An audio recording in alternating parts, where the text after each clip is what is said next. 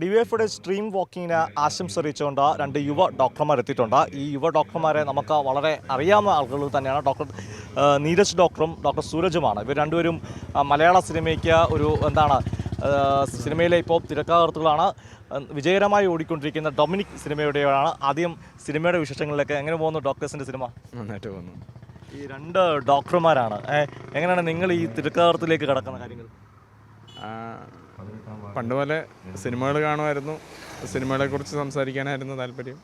അങ്ങനെ ഒന്നാണ് ഈ തിരക്കഥ. ഇത് രണ്ടുപേരും ഒരുമിച്ച് എഴുതുമ്പോഴത്തേക്ക് ഒരു മാനസിക ഐക്യം ആവശ്യമാണ്, സമയം ആവശ്യമാണ് ഒരുമിച്ചിരിക്കുക. ഈ ഡോക്ടർ ജോലിക്കിടയിൽ എങ്ങനെയാണ് അതിലേക്ക്? അല്ല, ഞങ്ങൾ ഒരു വീട്ടിൽ തന്നെയാണ് താമസിക്കുന്നത്. അപ്പം സ്വാഭാവികമായിട്ടും ഒരു ഈവനിങ് ടൈം ഞങ്ങൾ ഒരുമിച്ചിരിക്കാറുണ്ട്. അങ്ങനെ ആണ് ഡെവലപ്പ് ചെയ്യുന്നത്. സിനിമയുടെ ഇപ്പോഴത്തെ എങ്ങനെയാണ് ഡൊമിനിക്കിൻ്റെ ഒരു വിജയം? നന്നായിട്ട് പോകുന്നുണ്ട്.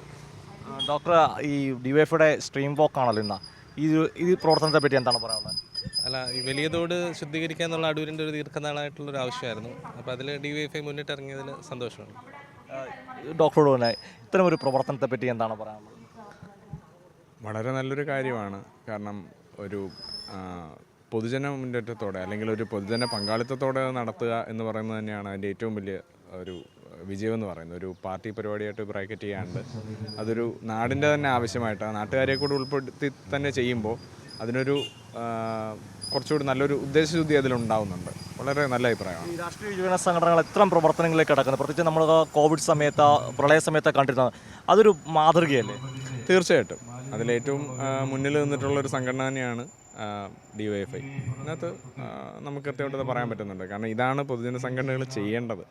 എപ്പോഴും രാഷ്ട്രീയം എന്ന് പറയുന്നത് ഇതൊക്കെ കൂടി ചേരുന്നത് തന്നെയാണല്ലോ രാഷ്ട്രീയം. ഇവിടെ നിന്നാണ് ആരംഭിക്കേണ്ടത്. ഡോക്ടർ സഹോദരന്മാരാണ്. നിങ്ങളുടെ ഭാവി സിനിമ കാര്യങ്ങൾ കൺഫേം ചെയ്ത് പറയാനുള്ള ആയിട്ടില്ല. ഞങ്ങൾ 2-3 പ്രോജക്ട്സിൻ്റെ ആലോചനയിലും ഡിസ്കഷൻസിലും നടന്നുകൊണ്ടിരിക്കുകയാണ്. ഈ തിരക്കഥയ്ക്ക് അപ്പുറത്തേക്ക് സംവിധാനത്തിലേക്ക് വല്ല പ്ലാൻ ഉണ്ടോ? ഇല്ല, നിലവിൽ അങ്ങനെ ഒരു പരിപാടി ഇല്ല. എന്തായാലും രണ്ടുപേർക്കും ആശംസകൾ നേരുന്നു. Thank you. വലിയ തോടിൻ്റെ ശുചീകരണ പ്രവർത്തനം അറിഞ്ഞപ്പോൾ അതിനകത്ത് ആശംസ അറിയിക്കാനെത്തിയ തിരക്കിൽക്കെത്തിയ ഡോക്ടേഴ്സാണ്.